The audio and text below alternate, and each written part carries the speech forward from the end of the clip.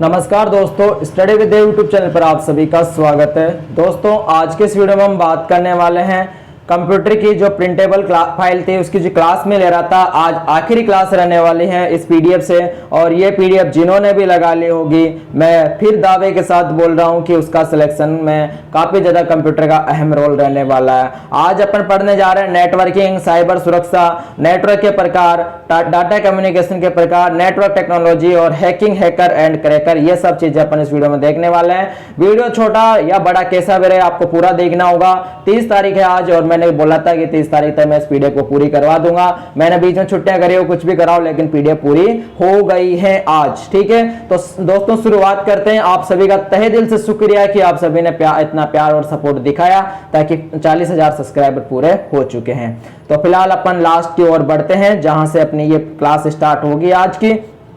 तो अपन जानेंगे नेटवर्क के बारे में, नेटवर्क क्या होता है, नेटवर्क के जो प्रकार हैं उनके बारे में देखेंगे। लंबी क्लास हो सकती है आज की, तो आप सभी थोड़ा कोऑपरेट करिएगा और लास्ट तक देखिएगा। नेटवर्किंग एंड साइबर सुरक्षा, तो नेटवर्किंग के बारे में आप क्या जानते हो, साइबर सुरक्षा के बारे में क्या जानते हो, ये सब कुछ देखेंगे यहाँ पर। सबसे पहले अपन देख लेते हैं इंट्रानेट। जानते हो आप इंटरनेट, और एक होता है इंट्रानेट। इंट्रानेट मतलब होता है निजी, पर्सनल नेटवर्क। निजी नेटवर्क केवल किसी संगठन के कर्मचारियों के लिए सुलभ। जैसे कोई कंपनी है, उस कंपनी के जो कर्मचारी हैं उन्हीं के लिए इसकी सुविधा मिल पाती, इस नेट का वही यूज कर पाते, हर कोई यूज नहीं कर पाता। कहीं पीसी एक दूसरे से जुड़े हुए हैं, लेकिन वे बाहर की दुनिया के लिए उपलब्ध नहीं है। यानी कि इंट्रानेट का मतलब ये होता है कि जो इंटरनेट चल रहा है वो सिर्फ और सिर्फ उन्हीं के लिए है जो उस ऑफिस में काम करते हैं, उसके बाद उस नेट का कोई यूज नहीं है। ठीक है, इंट्रानेट में खुद के इंस्टेंट मैसेंजर का उपयोग इंटरनेट पर याहू मैसेंजर या जीटॉक के समान किया जा सकता है। ठीक है, डाटा कनेक्शन, डाटा कम्युनिकेशन, दो या दो से अधिक उपकरणों के बीच डेटा का आदान प्रदान कम्युनिकेशन कहलाता है। ये 4 विशेषताओं पर निर्भर करता है। 4 विशेषताएं कौन कौन सी है? डिलीवरी, सटीकता, समयबद्धता, जिटर। तो इंपॉर्टेंट है चीज है कि डाटा कम्युनिकेशन किन चीजों पर की विशेषताएं क्या है, तो 4 विशेषताओं पर निर्भर करता है। डिलीवरी, सिस्टम को डेटा को सही गंतव्य तक पहुंचाना, यह डिलीवरी होता है। सटीकता, सिस्टम को डेटा को सही ढंग से वितरित करना, सटीकता। समयबद्धता, सिस्टम को समय पर डेटा वितरित करना चाहिए, यह समयबद्धता होती है, यानी कि टाइम से काम करना चाहिए। सबसे इंपॉर्टेंट है जिटर, क्योंकि ये भी सब जानते हैं कि जिटर होता क्या है। तो कम्युनिकेशन में जो जिटर शब्द होता है उसका मतलब होता है पैकेट आने के समय होने वाले बदलाव से। पैकेट आने के समय में होने वाले बदलाव से जिटर का मतलब होता है। बस इतना ध्यान रखना, जिटर डेटा कम्युनिकेशन की एक विशेषता है। ठीक है, कम्युनिकेशंस के रिगार्डिंग कम्युनिकेशन क्या काम आता है? डेटा संचार। एक तरह से कम्युनिकेशन में प्रयुक्त घटक कौन कौन से हैं? एक तो होता है प्रेषक, एक होता है प्राप्तकर्ता, यानी कि एक तो होता है सेंडर, एक होता है रिसीवर, एक होता है संचरण माध्यम, यानी कि जो बीच में मीडियम होता है, और एक होता है संदेश, और एक होता है प्रोटोकॉल। तो ये आप यहाँ पर देख सकते हो, ये हो गया मैसेज, ये हो गया सेंडर, और ये हो गया रिसीवर, और ये हो गया प्रोटोकॉल्स। तो यहाँ से, और ये बीच में था ट्रांसमिटेड मीडियम। ठीक है, तो ये इस तरीके से यहाँ पर डेटा कम्युनिकेशन में उपयुक्त होने वाले जो घटक है वो आपने देख लिए। इसके बाद सिग्नल्स क्या होते हैं? प्रेषित होने के लिए डेटा को विद्युत चुंबकीय संकेतों में परिवर्तित कर दिया जाता है। यानी कि किसी चीज को सेंड करने के लिए जो डेटा होता है, डेटा को विद्युत चुंबकीय संकेतों में परिवर्तित किया जाना चाहिए। ये सिग्नल्स होते हैं। डेटा एनालॉग या डिजिटल हो सकता है। एनालॉग डेटा से तात्पर्य है कि सूचना जो निरंतर है, मानव आवाज और एनालॉग घड़ी, ये क्या एनालॉग में आती है। डिजिटल डेटा से तात्पर्य है कि जिसमें असतत स्थिति, अगर निरंतर है तो एनालॉग है, और असतत स्थिति है तो उसमें क्या आ जाएगा? वो डिजिटल डेटा आ जाएगा। जैसे कि डिजिटल घड़ी और कंप्यूटर एक तरह से डिजिटल डेटा से संबंधित है।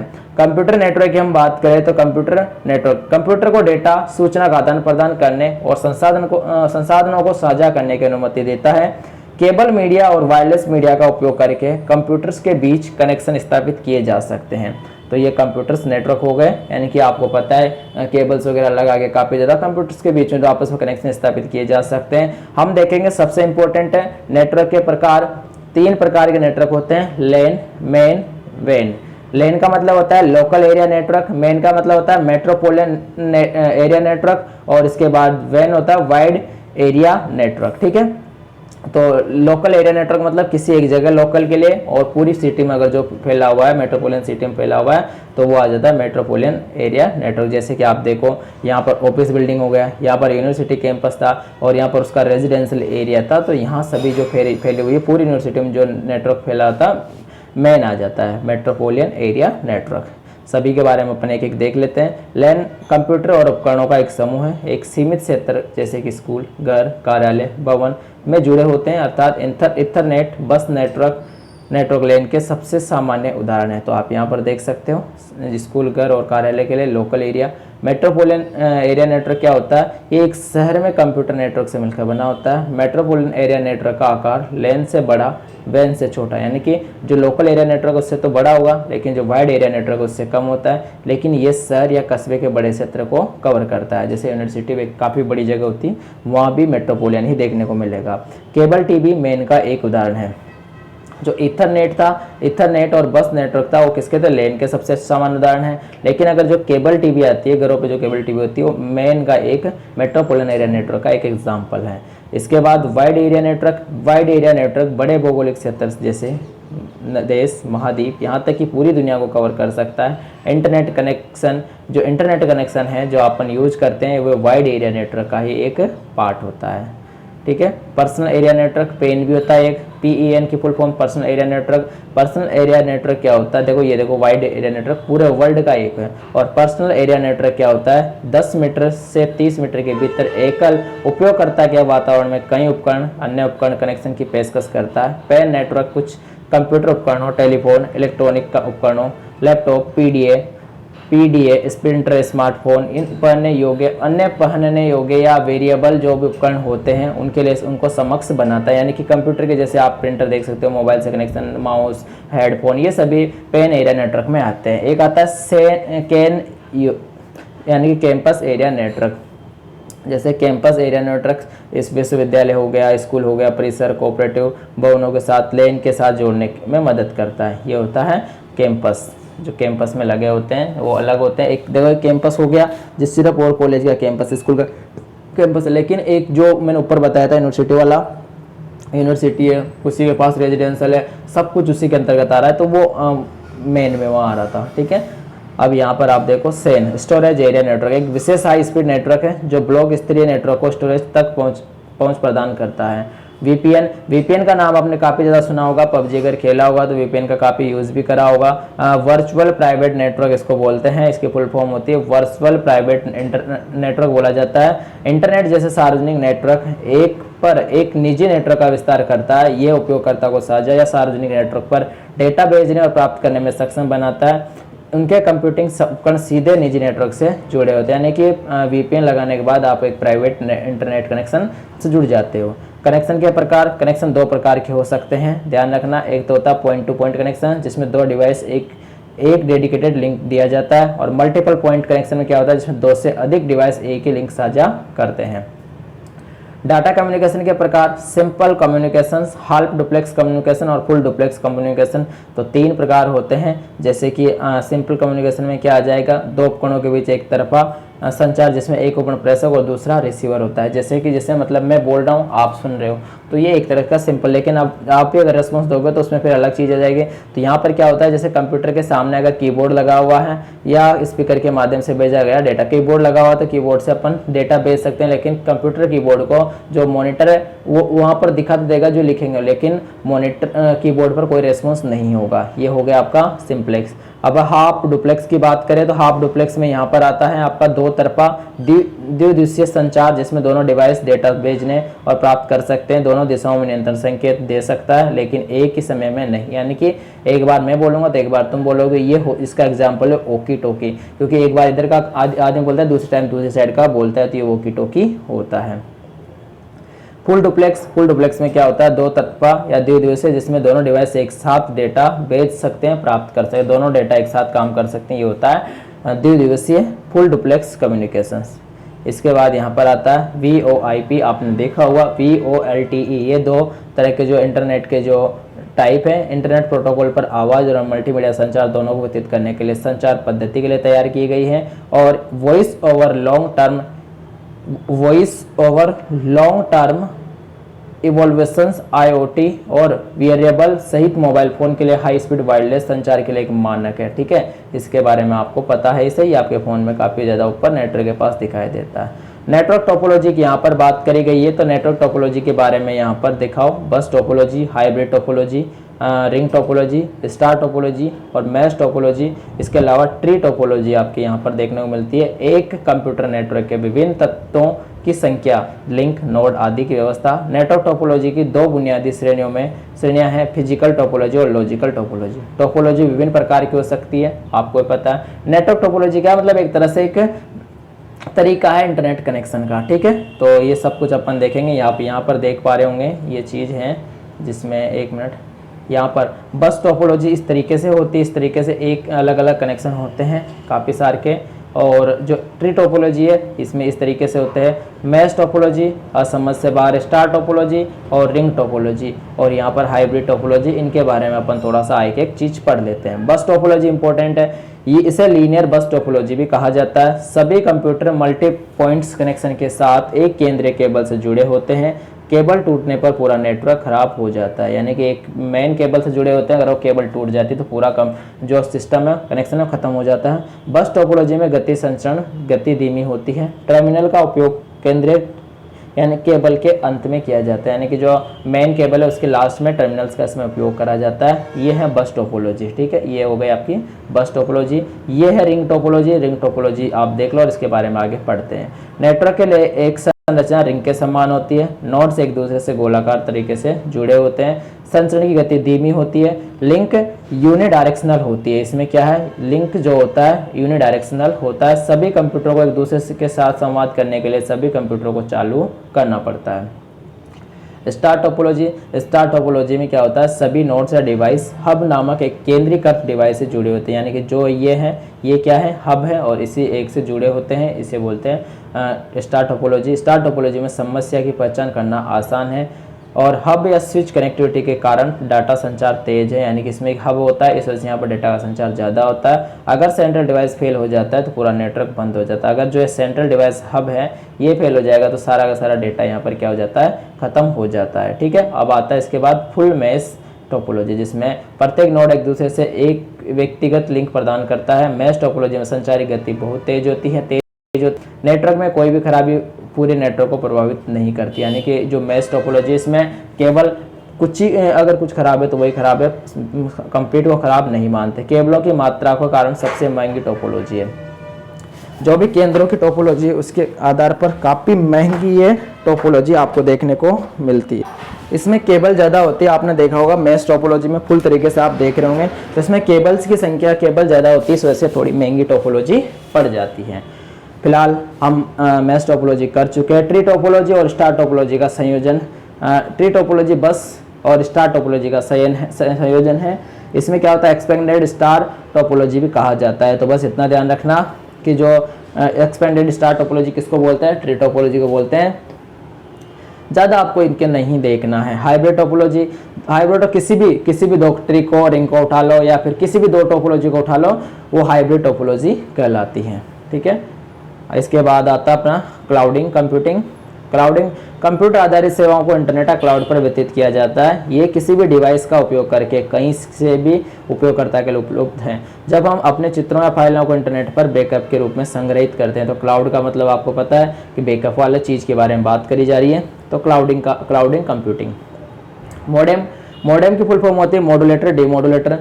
मॉडेम कंप्यूटर से डिजिटल सिग्नल को एनालॉग सिग्नल में परिवर्तित करता है, जो टेलीफोन लाइन के माध्यम से यात्रा कर सकता है और इसको वितरित करता है। इंटरनेट अपने देखा था, इथरनेट आएगा, रिपीटर, हब, ये सब चीज़ें अपन देख लेते हैं।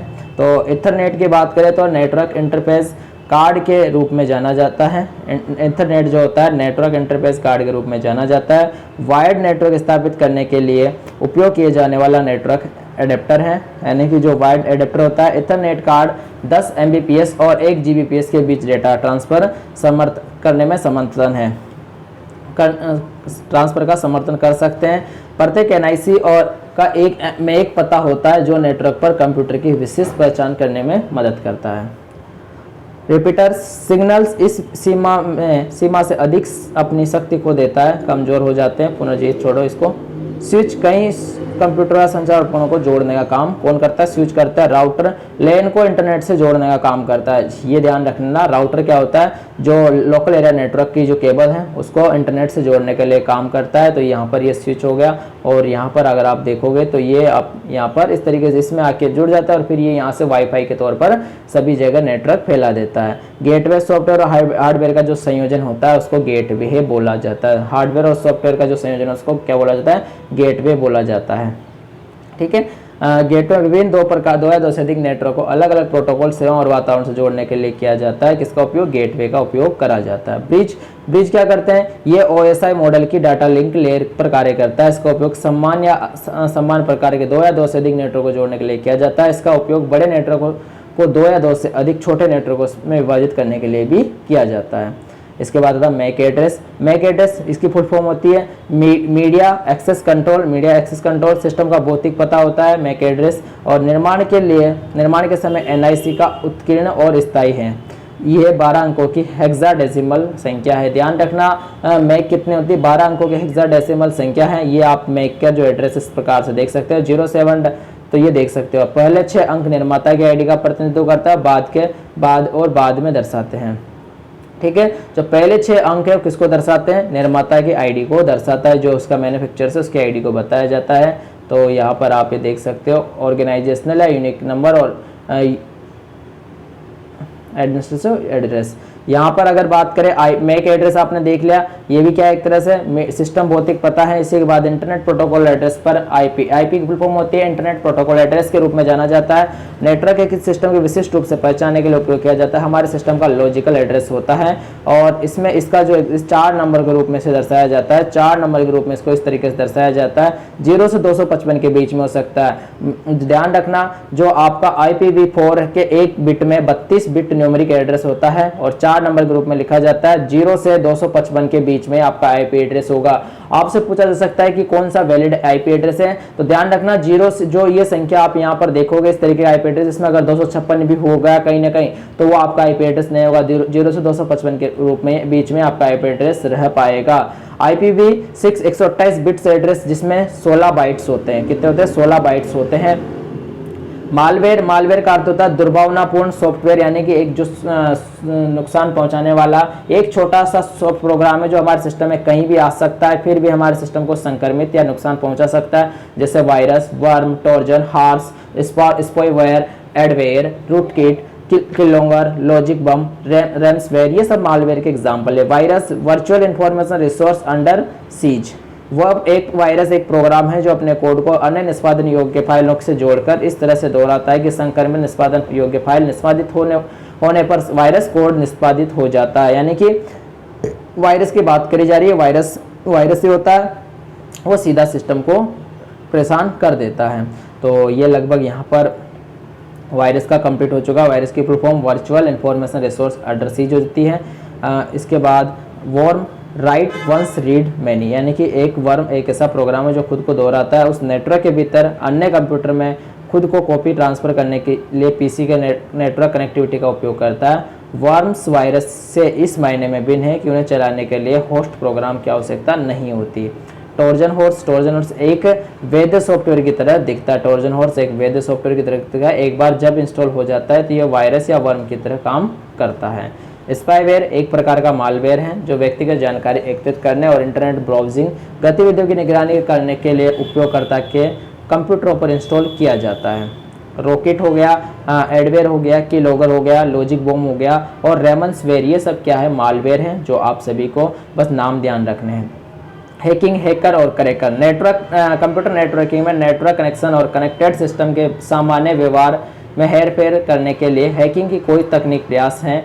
हैकर कोई भी व्यक्ति होता है जो हैकिंग में लगा होता है, कंप्यूटर नेटवर्क पर दुर्भावनापूर्ण हमलों का आधिकारिक तौर पर क्रैकिंग के रूप में जाना जाता है। हैकिंग के दो प्रकार होते हैं, एथिकल हैकिंग वैध हैकिंग और नॉन एथिकल अवैध हैकिंग। हैकर के प्रकार व्हाइट हैकर जो एथिकल हैकर होते हैं, ब्लैक हैट हैकर जो नॉन एथिकल हैकर्स होते हैं, इतना आपको ध्यान रखना है। ग्रे हैट हैकर तो तीन आपने ऊपर देखा, दो कौन कौन से, वैध और अवैध, लेकिन आप यह भी ध्यान रखना ग्रे हैट हैकर्स कौन से होते हैं, तो combination of the both white and black, इन दोनों का जो कॉम्बिनेशन होता है उसको बोलते हैं grey hat hacker. Phishing, phishing क्या होती है? फिशिंग एक गैर कानूनी गतिविधि है जहां पर नकली वेबसाइट या ईमेल जो मूल रूप से मूल्य या प्रमाणिक दिखती हैं, उन्हें धोखे से संवेदनशील और व्यक्तिगत विवरण, विशेष रूप से उपयोगकर्ता का नाम, पासवर्ड, बैंकिंग, क्रेडिट कार्ड विवरण एकत्रित करने के लिए प्रस्तुत किया जाता है। वे अक्सर मूल लोगों को उपयोग करके जिससे उन्हें वास्तविक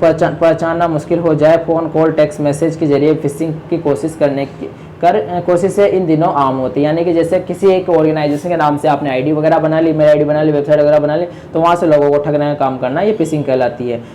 पैकेट स्नाइपिंग, तो पैकेट स्नाइपिंग कंप्यूटर नेटवर्क से में प्रभावित होने वाला डेटा है। पैकेट को कैप्चर करने का कार्य ऐसा करने के लिए उपयोग किए जाने वाले सॉफ्टवेयर को या डिवाइस को पैकेट स्पिनर बोला जाता है। स्पूफिंग मतलब तब होता है जब हमलावर दुर्भावनापूर्ण प्रोग्राम डेटा का प्रतिरूपण करके किसी अन्य व्यक्ति की ओर सफलतापूर्वक कार्य करता है। स्पूफिंग हमलों पर कुछ सामान्य प्रकारों के ARP spoofing, DNS spoofing, IP address spoofing शामिल है। ये सारी चीज़ें यहाँ पर आ जाती है। इसके अलावा फायरवेल क्या होता है? फायरवेल एक कंप्यूटर फायरवेल एक सॉफ्टवेयर प्रोग्राम है जिसे किसी नेटवर्क से या उन्हें अनधिकृत पहुंच को रोकता है। यानी कि फायरवेल किसी जो हार्मफुल चीज़ें उसे रोकता बचाता है। फायरवेल ऐसा उपकरण जिसमें उपयोग लैन और इंटरनेट जैसे नेटवर्क से जुड़े कंप्यूटर सुरक्षा की बढ़ाने के लिए किया जाता है। यह सॉफ्टवेयर हार्डवेयर या दोनों में कार्यान्वित किया जा सकता है। किसको? फायरवेल को। ऑथेंटिकेशन उपयोगकर्ता आईडी और पासवर्ड को सत्यापित करता है। ऑथराइजेशन कुछ कार्यों को करने के लिए किसी विशेष उपयोगकर्ता को दी गई अनुमति, अधिकार को सत्यापित करता है। तो इसी के साथ आपका ये चैप्टर या ये जो क्लास थी ये खत्म होती है। और वीडियो कैसा लगा कमेंट बॉक्स में कमेंट करके बता देना। और इसी के साथ आपकी कंप्लीट PDF पूरी हो जाती है जो मैंने करवा दी है। इसमें से क्वेश्चन आपके आएंगे वो तो सही है, लेकिन मुझे पता है आपने इस PDF को क्लास के रूप में तो नहीं पढ़ा। बाकी अगर PDF फॉर्मेट में अगर आपने पढ़ा हो तो आपके लिए बहुत अच्छी बात है। 54 रुपये में आपको मिल रही है, जाके परचेज कर लेना स्टडी विद देव एप्लीकेशन से। धन्यवाद साथियों, टेक केयर, बाय।